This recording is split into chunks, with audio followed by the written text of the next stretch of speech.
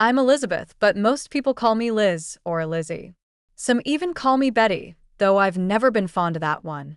I grew up in what you'd call an ordinary family. Mom, Dad, and my older sister, Kate. Kate's 7 years older than me, and boy, did that make a difference. From the day I can remember, our house was like a shrine to Kate's existence. Every wall had a picture of her first smile, her first steps, or her scribbled drawings that Mom and Dad treated like Picassos. Me? I was just there. I got used to it, wearing Kate's hand-me-downs, playing with her old toys. It wasn't great, but I didn't know any different. I just learned to keep quiet and not make a fuss. As the years went by, the pattern continued. Kate got new clothes, I got her old ones. She got the latest toys. I got the ones she'd outgrown. But I never complained. I just existed. High school came and went. Kate had already moved out by then, off to college on a scholarship. I thought maybe now my parents would notice me more. But nope, it was all about Kate's college adventures, Kate's new boyfriend, Kate's future. Then came the big announcement. Kate burst into the house one Sunday afternoon, all smiles and excitement. "Mom, Dad, I'm getting married," she squealed. You'd think she'd just announced she'd cured cancer or something. Mom burst into tears. Dad started whooping and hollering. Me? I just sat there, wondering if anyone remembered I was in the room. Kate turned to me, her eyes shining, and said, "Lizzie, you'll be my bridesmaid, right?" I nodded, forcing a smile. "Sure, Kate. Congratulations." As they all hugged and cried and laughed, I slipped out of the room. No one noticed. They never did. Kate's wedding turned out to be a bigger deal than anyone expected. One evening, I overheard my parents talking in hushed tones in the kitchen. "We'll have to take out a loan," Dad said, his voice strained. Mom sighed. "I know, but it's Kate's big day. We can't let her down." I felt a knot form in my stomach. They were going into debt for Kate's wedding. I wanted to say something, to point out how crazy this was, but I knew better. My opinions didn't matter much in this house. The wedding was a lavish affair. Kate looked like a princess, and our parents beamed with pride. I stood there in my bridesmaid dress, feeling invisible as always. After the honeymoon, Kate dropped another bombshell. "I've decided to be a housewife," she announced over Sunday dinner. "Jack makes enough for both of us." Mom and Dad exchanged glances. I could see the worry in their eyes, but they plastered on smiles. "That's wonderful, sweetheart," Mom said. "If that's what makes you happy." I wanted to scream. They'd taken out a loan for her wedding, and now she wasn't even going to work? But I kept my mouth shut, pushing my food around my plate. It wasn't long before Kate was pregnant with twins, no less. Our parents went absolutely nuts. "Twins," Dad kept saying, shaking his head in wonder. "Can you believe it?" I could believe it. I could also believe what came next. "We should help them buy a house," Mom suggested one night. "They'll need the space with 2 babies on the way." Dad nodded. "We could make the down payment on a mortgage. There's that nice place not far from here." I couldn't stay quiet anymore. "Are you serious?" I blurted out. "You're already in debt from the wedding, and now you want to buy them a house?" They both looked at me like they'd forgotten I was there. Maybe they had. "Elizabeth," Mom said, her voice stern, "this is what family does. We help each other."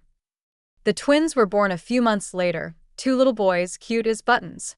Mom and Dad were over the moon, spending every free moment at Kate's new house, cooing over the babies. Meanwhile, I was finishing up high school, trying to figure out my next steps. College was the obvious choice, but how was I going to pay for it? One night, I worked up the courage to ask. "Mom, Dad, I've been looking at colleges." "That's nice, dear," Mom said, not looking up from the photo album of the twins she was putting together. "I was wondering, could you help me with tuition?" They exchanged that look again, the one that said they'd rather be talking about anything else. "Well, sweetie," Dad started, "we'd love to help, but with the loan for Kate's wedding and helping with the house." "We can cover half," Mom jumped in, "but you'll need to figure out the rest on your own." I felt like I'd been punched in the gut. Half. That's all they could do after everything they'd done for Kate? But I knew arguing was pointless. Okay, I said, my voice small. Thanks. As I walked back to my room, I heard them resume their conversation about the twins' latest accomplishments. I closed my door, leaned against it, and, for the first time in years, I let myself cry. I'd managed to get into the local community college, not my dream school, but the only one I could afford with my parents' measly contribution. To make up the difference, I landed a part-time job at a nearby diner. Let me tell you, waiting tables while trying to keep up with college coursework is no picnic. I dragged myself home most nights, dead on my feet, dreaming of my bed. But even that small comfort was often yanked away from me. It started one Friday evening. I'd just finished a brutal shift and was looking forward to face planting into my pillow when I walked in to find Kate in our living room, the twins crawling around her feet. "Oh, Lizzie," she exclaimed. "Thank God you're here. I'm at my wits' end with these two. Mind watching them for a bit? Jack and I haven't had a date night in ages." Before I could even open my mouth, she was out the door, leaving me with two screaming 3-year-olds. "What the hell?" I muttered, staring at my nephews. Don't get me wrong, I love the little terrors, but this wasn't what I signed up for. Mom wandered in from the kitchen. "Your sister is exhausted. This is what family does. Besides, it'll be good practice for when you have your own kids." I wanted to scream. Kids? I was barely keeping my head above water as it was. This became a regular occurrence. Every weekend, without fail, Kate would show up, drop off the twins, and disappear. Sometimes she'd claim she had errands. Other times, she and Jack would go catch a movie or grab dinner. And every time, I'd end up playing babysitter. One Saturday, after a particularly hellish week of exams, I'd had enough. Kate had just breezed out the door, leaving the twins mid-tantrum. "Mom, Dad," I said, trying to keep my voice steady. "This isn't fair. I'm exhausted. I work, I study, and now I'm expected to give up my weekends too." Dad barely looked up from his newspaper. "Lizzie, your sister needs the help. You should be glad to do it." "But what about what I need?" I protested. "I'm running myself ragged here." Mom sighed. "Elizabeth, don't be selfish. Kate has 2 children to look after. You don't know how hard that is." I gave up. It was clear they weren't going to listen. So, I resigned myself to my fate. Classes during the week, work in the evenings, and unpaid babysitting on the weekends. Personal life? That was a joke. The closest thing I had to a social life was making small talk with customers at the diner. Dates? Forget about it. Between work, study, and the twins, I barely had time to shower, let alone meet someone. I was at my breaking point. The constant juggle of work, school, and forced babysitting had left me drained, both physically and mentally. I needed a break, a real one, away from everything and everyone. So, I made a decision. "Mom, Dad," I announced one evening, "I'm taking a few days off, going to the beach." Their reaction surprised me.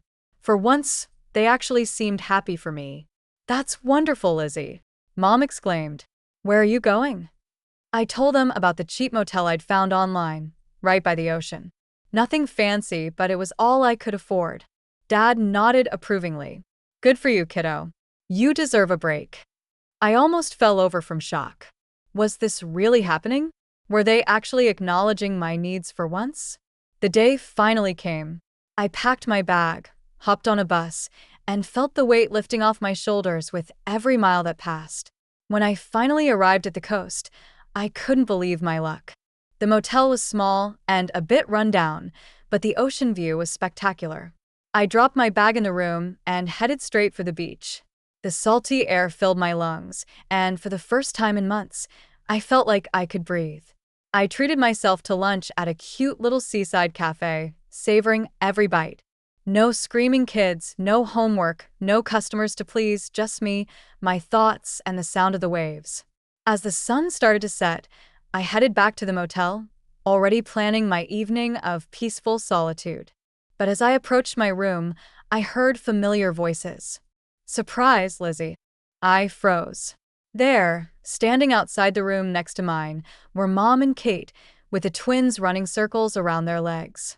"What are you doing here?" I stammered, my heart sinking. We couldn't let you be all alone on your vacation, Mom chirped. So, we decided to join you. We're right next door. I noticed their suitcases outside one of the nice rooms. Of course, they'd splurged on themselves while I was in the budget option. Before I could process what was happening, Kate was pushing the twins towards me. The boys have been dying to see the ocean. You don't mind watching them for a bit, do you?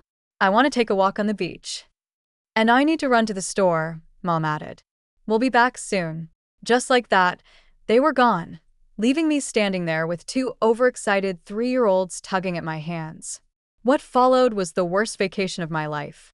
The twins were out of control, tearing around my small room like tornadoes. They ripped the curtains, broke glasses, and somehow managed to clog the toilet with apples. I had to shell out money I didn't have for repairs and to call a plumber.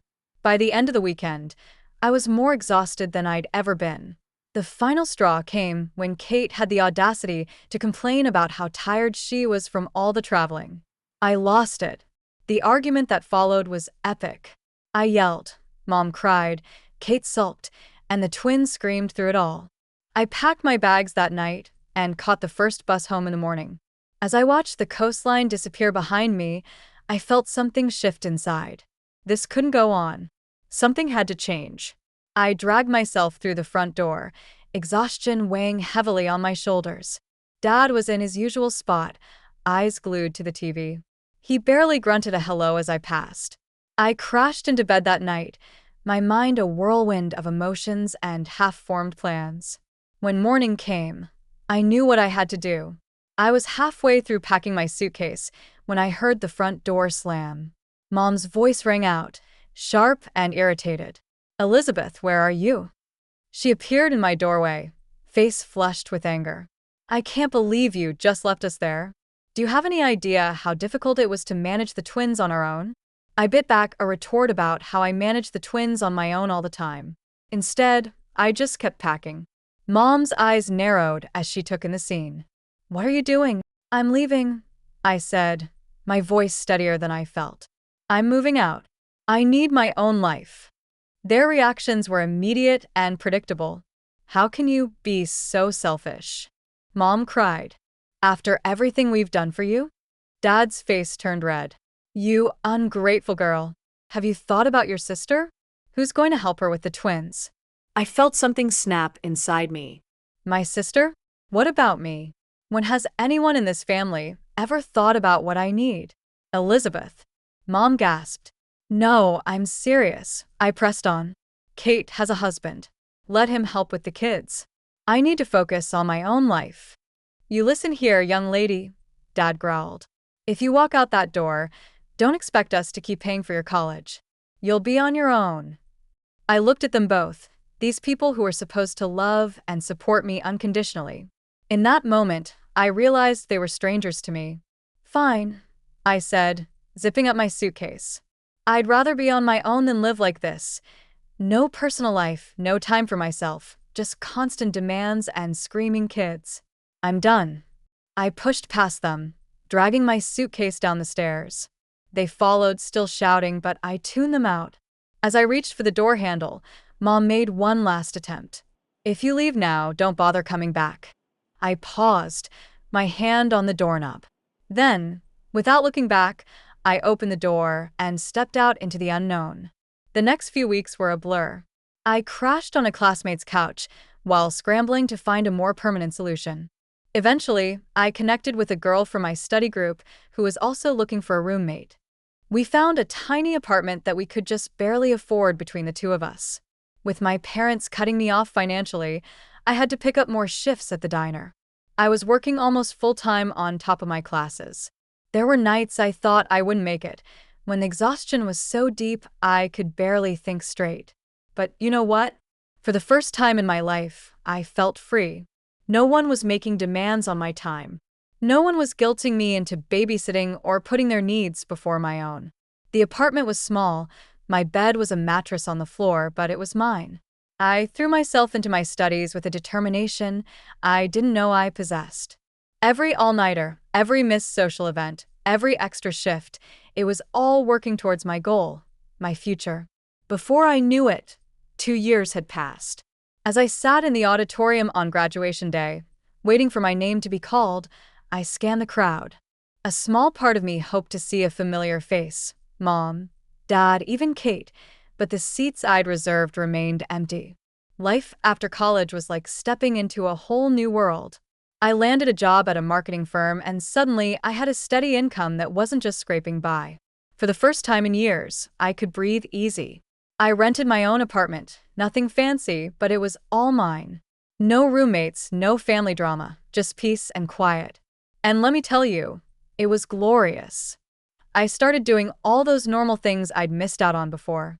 I went on dates, made new friends, even had a couple of short relationships. Nothing serious, but it was fun to just be young and carefree for once. My parents? They were still in the picture, but barely. We talked maybe once a month, stilted conversations full of awkward silences and thinly veiled disapproval. They were still sore about me moving out, and I wasn't exactly rushing to mend fences. Then came my 25th birthday. I had plans with friends, nothing wild, just dinner and drinks. But a week before, I got a call from Mom. "Elizabeth," she said, her voice oddly cheerful. "We want you to come over for your birthday. The whole family will be there." Against my better judgment, I agreed. When I arrived at my parents' house, it was like stepping back in time.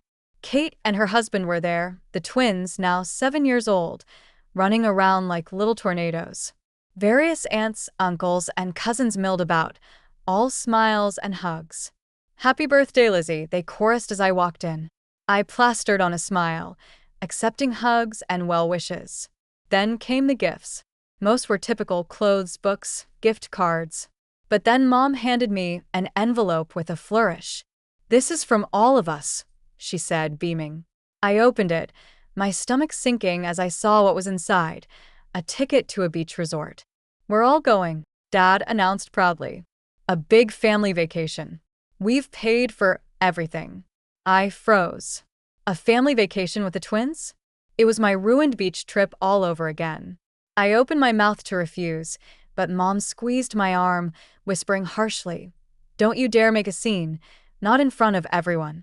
So, I smiled and thanked them, all the while screaming internally. The party wound down, relatives trickled out, and finally, it was just us, me, Mom, Dad, Kate, and her family. That's when I let loose. "I'm not going," I said flatly. "What?" Kate gasped. "But it's a family trip." "Exactly," I replied, "and I'm not interested in spending my vacation babysitting your kids again." Kate burst into tears. "You don't love us at all, do you? You don't care about your nephews?" "I care about them just fine," I snapped. "But if I wanted kids, I'd have my own." The argument went round and round. Mom called me ungrateful. Dad looked disappointed. Kate kept crying. They all tried to guilt me, to pressure me into giving in. "Fine," I said finally, my voice tired. "I'll go." They all looked relieved, like they'd won some great victory. But they had no idea what was coming. The day of departure arrived, and I found myself at the airport, surrounded by my overly cheerful family. Kate and her husband were practically bouncing with excitement, already making plans for all the alone time they'd have while I watched the twins. "You'll have so much fun with Aunt Lizzie," Kate told the boys, winking at me. "She'll take you to the beach, build sandcastles, maybe even go snorkeling."